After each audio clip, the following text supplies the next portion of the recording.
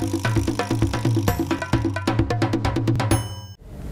halo Sobat Yellow Channel, berjumpa lagi di channel kesayangan kita di Yellow Channel. Jangan lupa buat teman-teman untuk selalu di like, subscribe, dan komen Yellow Channel Bali.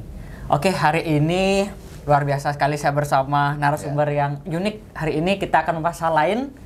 Jadi saya hari ini bersama dengan Bapak Sam, beliau seorang wartawan senior dan juga seorang penulis. Halo Bapak Sam, bagaimana kabarnya hari ini? Sehat? Kabar baik, Kabar sehat. Baik, luar biasa. Nampak sumringah, sedang bahagia ya. Ya, ketemu orang muda pasti bahagia. Oh ya, harus semangat, harus muda. Harus muda. Ya, betul sekali. Oke, Bapak Sam, nah kan setahu saya nih, Bapak kan seorang wartawan dan penulis. Tapi sebelum saya nanya-nanya terkait dunia itu, saya mau tanya dulu nih, Bapak dari mana aslinya dan nama lengkapnya nih, dan ceritanya perjalanannya di dunia itu seperti apa? Terima kasih dengan Ananda ya. Jadi Ananda, wah terima kasih saya dikasih kesempatan ini untuk berada di channel YouTube Yellow Channel Bali. Yellow Channel Bali. Ya saya nama saya Sam Sudin Kelilau. Saya profesi sehari-hari wartawan, juga penulis buku. Asal saya dari Kabupaten Manggarai. Ya, di Flores. Itu di Flores ya. NTT. Saya di Bali itu sudah sejak tamat SMA ya. Sampai Bapak, dengan saat ini baru 35 tahun. Oh, baru 35 tahun. Sebentar ya, Bapak ya. Aduh. Oh, Bapak wartawan nih. Oh, sampai sekarang. Dulu Bapak wartawan di mana, aku boleh tahu? Saya sebelumnya itu lama bekerja di kelompok media Bali Pos. Bali Pos. Ya. Saat ini masih aktif di Bali Lalu Pos. kemudian saya resign tahun 2013. 13 ya. Saya bikin media waktu itu dengan teman saya, Nusa Dua Pos. Nusa Dua Pos. Ini koran kawasan yang khusus isinya itu mengupas liputannya itu di wilayah Denpasar, Kuta Selatan. Kuta Selatan. Ya, ini koran kawasan. Lalu kemudian setelah Nusa Dua Pos muncul Kuta Pos. Kuta Pos. Kuta Pos khusus di daerah Kuta dan Kuta Utara. Saat ini masih jalan itu. Kalau dua media ini kemudian karena memang kontennya harus media kawasan. Ya. Mencari SDM yang betul-betul bisa fokus itu agak susah ya. Dan pasti tidak mungkin sendiri karena itu kerja tim. Ya, betul. Saya kemudian setelah melepas Nusa Dua Pos dan Kuta Pos itu membidani kelahiran Sanur Pos. Itu Pos. sampai sekarang. Sampai sekarang masih Sanur Pos. Oke, Sanur Pos teman-teman, nah bisa dicari tahu nih ya. Ya, gitu Ananda. Kalau menulis nih, tapi sebelum itu Bapak emang dari dulu dari waktu kecil emang punya cita-cita nih jadi wartawan kayak gitu apa? Sebenarnya tidak. Oh, enggak. Gitu ya. Saya anggap jadi wartawan ini kecelakaan. Oh, kok bisa kecelakaan masuk ke dunia wartawan? Jadi biasanya orang kalau mengalami kecelakaan tidak bisa dihindari, tapi terjadi. Tapi kan? Terjadi. Tidak bisa dihindari. Gitu. Nah, saya awalnya itu bercita-cita menjadi hakim. Hakim. Ya, karena ayah saya dulu itu sebenarnya cita-citanya begitu. Nah, saya kemudian sampaikan ke ayah saya ketika tamat SMA, saya akan wujudkan mimpi Bapak. Oke. Gitu. Saya masuk kuliah, ikut tes dan diterima di Fakultas Hukum Universitas Udayana. Wah, senior saya berarti. Oh gitu ya? Iya, saya kebetulan masih semester 7 di Universitas Udayana Hukum. Wah, junior saya ini. Jadi saya angkatan kedua yang kuliah di kampus Bukit. Oh, kampus Bukit. Tahun 87 itu. 87 ya. Itu angkatannya belum lahir mungkin ya? Belum lahir sih. Belum. Jadi setelah saat kuliah itu, karena saya hobi membaca dan menulis sejak SMA, nah, saya kemudian melanjutkan hobi menulis saat menjadi mahasiswa di Fakultas Hukum. Nah, pada saat itu saya mulai mencoba mengirim artikel ke Bali Pos dan ternyata dimuat. Gitu ya. Dimuat di satu koran besar yang koran mainstream di Bali, dan membuat saya merasa tertarik, surprise kan, gitu ya. Dan itu memacu semangat luar biasa. Dan pada saat itu tidak banyak memang mahasiswa yang sering menulis artikel di Bali Pos. Nah, selain saya waktu itu ada I Gusti Putu Arte, yang kemudian menjadi salah satu komisioner KPU Pusat ya. Lalu kemudian ada Made Adnyano. Lalu kemudian ada beberapa teman lain. Nah, ternyata kami inilah kemudian yang direkrut oleh Bali Pos. Nah, saya bersyukur sekali karena keterampilan menulis itu tanpa harus melamar ke Bali Pos yang melamar kami. Wih, keren juga Gabung ya. aja di sini, gitu. Gabung aja di sini karena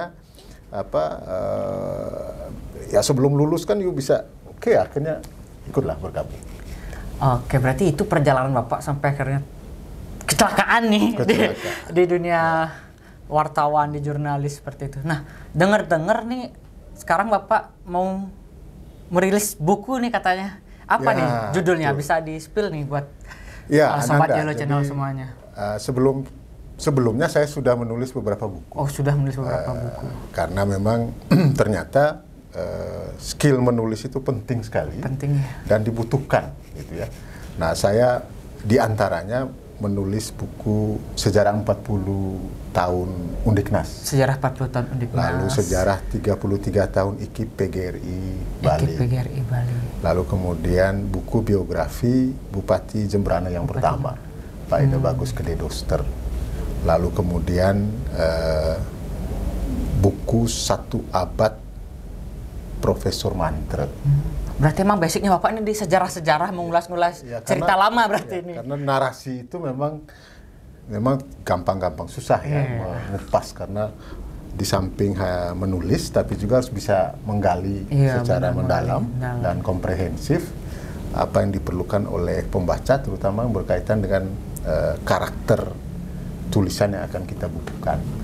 Nah, sekarang itu saya sedang dan sudah merampungkan sebenarnya, sudah merampungkan buku biografi salah satu tokoh nasional yang lahir di Bali. Nah, siapa itu, Pak? Nah, nama beliau pasti tidak asing bagi kalangan tokoh Bali yang lahir sebelum tahun 80-an ya.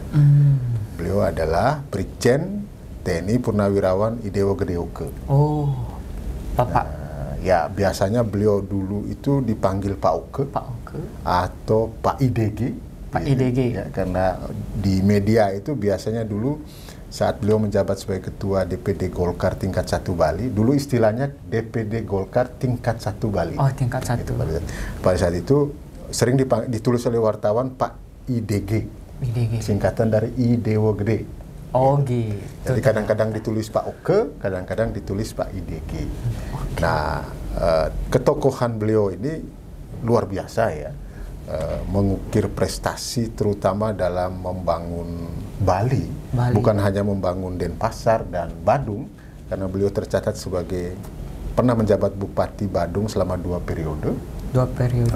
Waktu itu tahun berapa, Pak, menjabat? Itu beliau menjabat pertama itu tahun 75. 1975 sampai 1980 itu periode yang pertama. Bapak saja baru lahir tahun itu. Iya. Jadi beliau menggantikan Pak Iwayan Dane. Oke. Itu Bupati Badung sebelumnya. Nah, tahun 80 beliau diperpanjang masa jabatan 5 tahun, periode kedua sampai dengan tahun 85. Nah, selama 10 tahun jadi bupati itu beliau mengukir banyak sekali monumen penting ya. Monumen penting terutama di Denpasar dan Badung. Salah satu yang saya sebut itu adalah monumen Puputan Badung. Kalau kita lewat di titik 0 kota Denpasar, itu pasti selalu lewat patung Puputan Badung di lapangan Puputan itu. Nah, itu adalah salah satu warisan jasa dari besarnya Bapak Idewo Gedeoke. Betul. Oh gitu. Jadi, nah kan tadi Bapak udah jelasin sedikit tentang beliau, ketokohan beliau. Nah, ada nggak sih cerita unik? Kenapa sih pada akhirnya Bapak bisa menulis biografi seorang Idewo Gedeoke itu? Jadi ceritanya itu sebenarnya kadang-kadang orang bisa bilang kebetulan ya. Kebetulan. Tapi bagi saya sebenarnya bukan kebetulan. Bukan kebetulan. Ya, mungkin dah direncanain. Sudah diatur, cuma kita nggak tahu kapan waktunya. Nah, saya kenal beliau itu saat masih aktif menjadi wartawan di kelompok media Bali Pos. Karena ketokohannya,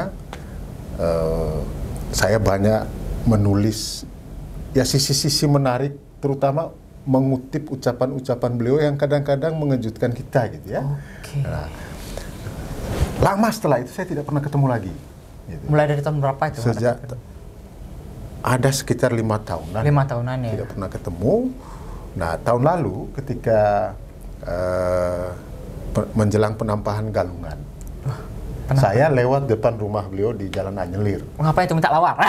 Bukan. Kebetulan pas lewat. Kebetulan lewat, saya lihat gitu. Wah, orang tua ini masih berdiri tegap gitu ya. Lagi mengawasi anak-anak muda yang sedang pasang penjor depan rumahnya. Nah, karena bisa ketemu lagi lihat, waduh, kangen saya itu terobati gitu ya. Saya terus mampir, lalu saya tanya, Bapak masih ingat saya nggak? Gitu. Wajah yuk saya ingat, tapi namanya siapa ya? Oh, itu kan biasa orang-orang kayak gitu. Beliau ingatan usianya tahun ini 86 tahun. Jadi pada saat saya ketemu tuh usianya 85 tahun. Masih berdiri tegap. Berdiri ya, masih ngawasi gitu. Ya, bonus usianya luar biasa. Masih terasa jenderalnya. Jenderalnya masih kelihatan. Mantap. Luar biasa beliau itu. Nah, pada saat itu kemudian saya diajak masuk duduk di beranda rumah beliau, disuguhi kopi. Ya, wah, sama jajan Bali yang enak gitu ya, sambil ngobrol. Ditanyalah saya kemudian, yuk sih bukan apa segala macam gitu, masih di media, masih nulis, masih. Saya bilang, Pak, yuk bantu saya dulu bikin buku dong. Gitu. Saya bilang, buku apa Pak? Gitu. Buku cerita tentang saya, perjalanan hidup saya. Wah, biografi ini Pak, kan masih banyak orang yang lebih hebat dari saya nulis. Nggak, yuk aja deh begitu. Nah, orang lain pengen nulis tentang beliau ya. Saya ditawarin ini. Gitu. Saya merasa ini kehormatan luar biasa yang saya yang saya terima gitu. Waduh, blessing in disguise ini. Saya pikir gitu ya, jangan dilewatkan. Momentum emas seperti ini. Datang 2 kali ya. Menulis orang tokoh besar itu. Itu tidak gampang. Tapi cerita tentang beliau ini kan sebenarnya juga saya tidak merekam banyak ya di saat-saat sebelumnya. Saya baru tahu itu pada saat saya mulai menggali cerita beliau secara mencicil. Jadi dalam satu kali pertemuan itu bisa 3 jam kami ngobrol. Ya. Untuk saya mengulas, menggali cerita. Jadi ceritanya. saya gali cerita. Cuman saya sudah bikin outline dulu. Jadi saya bikin kerangka wawancaranya, terus saya sampaikan ke beliau, Pak, minggu depan kita mulai wawancaranya Pak ya. Nanti materi wawancaranya akan saya gali dari sisi ini. Ini. Bapak mulai mengingat-ingat kembali apa yang kira-kira bisa Bapak ceritakan kalau saya nanya. Gitu. Nah, itu dimulai dari keluarga beliau di Bangli. Gitu ya. Beliau orang Bangli, lalu kemudian Bapak masih ingat, wah ternyata beliau ini dokumentator ya, menyimpan dokumen pribadinya sangat rapi. Foto-foto. Ya. Ketika saya bilang, Bapak punya biodata enggak? Tunggu ya. Dia berdiri, masuk ke kamar, ngambil 2 lembar gitu. Nih. Lengkap biodatanya. Ya. Kurikulum vitae-nya itu udah detail semua. Jabatannya, lulus akabri tahun berapa, itu siapa jadi komandannya pada zaman itu, bla bla bla. Saya surprise. Gitu ya. Lalu saya bilang, karena juga saya ingin menggali cerita tentang latar belakang keluarga Bapak, saya perlu tahu juga nama orang tua Bapak, ayah dan ibu. Sebentar, masuk lagi ke kamar gitu. Yang dibawa itu CV ayah kandungnya. Ada juga lengkap. Gitu ya. Detail lagi siapa saudara-saudaranya dari ke kiri ke kanan. Ini inspirasi besar, soal-soal kecil yang di zaman sekarang itu sudah tidak terlalu peduli orang. Ya, kadang-kadang kan kita sendiri kalau ditanya anak yang nomor 2 itu lahir tahun berapa? Oh, tunggu dulu. Mungkin sekarang kalau orang nggak upload di sosmed lupa ya. Jadi kan sekarang cek kenangan Facebook gitu orang sekarang. Jadi upload foto sama nyimpan memori di sosmed gitu. Mungkin instrumen penyimpannya itu beda. Ya. Jadi sekarang itu berbasis digital, tapi ya penting itu dilakukan. Nah, saya belajar salah satu soal-soal sederhana tapi sangat penting dari beliau itu soal itu. Mendokumentasikan termasuk foto. Ya. Foto beliau dari zaman bahula, zaman dulu. Itu ketika masih tersimpan dengan baik dan utuh. Nggak ada. Jadi kadang-kadang ada ada warna, ada jamurnya. Nggak ada. Masih bagus fotonya. Ada kena rayap juga. Utuh bagus. Nah, ini ciri ya mungkin bukan saja beliau tentara, jenderal ya. Tapi ini tokoh yang punya karakter. Dari soal-soal kecil begini. Jadi kalau soal kecil aja beliau peduli, yang besar hal apalagi. besar, ya. Betul banget. Nah itu saya dapat pelajaran penting itu di situ. Nah yang paling penting juga dari jejak perjalanan beliau itu adalah ketika beliau memimpin Golkar. Jadi sebelum memimpin Golkar, beliau menjabat dulu Wakil Gubernur Bali. Nah, jabatan Wakil Gubernur Bali ini diemban oleh beliau di masa transisi dari Pak Mantre ke Pak Ida Bagus Oke. Jadi dapat Pak Mantre setahun. Ya, Ida Bagus Mantre jadi gubernur periode kedua, Pak Oke ini masuk menjadi wagub. Gitu ya. Di 1 tahun terakhirnya Pak Mantre. Ketika terjadi suksesi, Pak Oke tetap menjadi wagub, gubernurnya sudah berganti dari Pak Mantre ke Ida Bagus Oke. Nah, beliau kemudian mengundurkan diri dari jabatan wakil gubernur dan lebih ingin konsentrasi memimpin DPD Golkar tingkat 1 Bali. Gitu. Nah, salah satu jasa besar beliau ketika menjadi ketua Golkar adalah berhasil memastikan bahwa lahan tempat kita duduk ini, tempat kita berada sekarang ini adalah hak milik Golkar, lahannya. Lalu kemudian yang kedua, beliau berhasil menggalang dukungan untuk kemudian membangun gedung megah ini. Jadi gedung ini adalah hasil karya Pak Oke semasa menjadi ketua DPD Golkar, termasuk wantilan di depan. Wantilan di depan yang banyak cerita kan. Jadi ini baru sepotong cerita dari siapa beliau, gitu ya. Nah tadi saya berterima kasih nih kepada Ketua DPD Golkar Provinsi Bali, Pak Nyoman Sugawokori, beserta seluruh jajaran, baik Dewan Pertimbangan maupun pengurus pleno ya, pengurus harian, baik juga tokoh-tokoh dan kader Golkar di kabupaten kota. Nah tadi saya mendapat kehormatan juga diundang oleh Pak Ketua Golkar, Pak Sugawo, untuk ikut dalam rapat pengurus Golkar karena juga akan dibahas agenda tentang proses penerbitan buku ini sekaligus proses peluncurannya.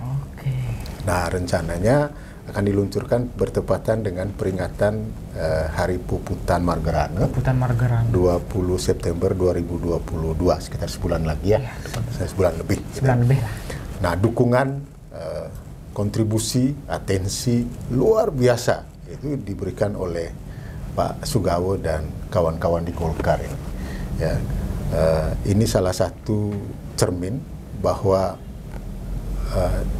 jangan sampai pernah melupakan sejarah, jas merah kata Bung Karno itu ya. Nah itu ternyata tercermin betul dari apa yang dilakukan oleh teman-teman di Golkar di era kepemimpinan Pak Sugawo sekarang. Saya juga selain itu juga harus menghormati jasa orang tua dan senior. Betul. Dan itu sudah berjasa besar bagi Golkar. Dan itu Bali. Tadi Pak Sugawo mengulang-ulang kalimat itu. Jangan pernah kita lupa dengan tokoh-tokoh Golkar. Sudah saatnya kita mengingat jasa-jasa besar beliau-beliau itu. Nah saya kira, wah saya merinding karena ya di era seperti sekarang ini kan tiba-tiba kepemimpinan model sekarang di Golkar ini mulai menempatkan tokoh-tokoh penting Golkar di masa lalu itu sebagai ikon baru. Gitu. Ya, saya kira wah luar biasa. Saya berharap mudah-mudahan Golkar ke depan akan makin hebat ya, di tangan Pak Sugawo dan kawan-kawan. Pak gitu, Sugawo dapat salam ini dari Pak Sam.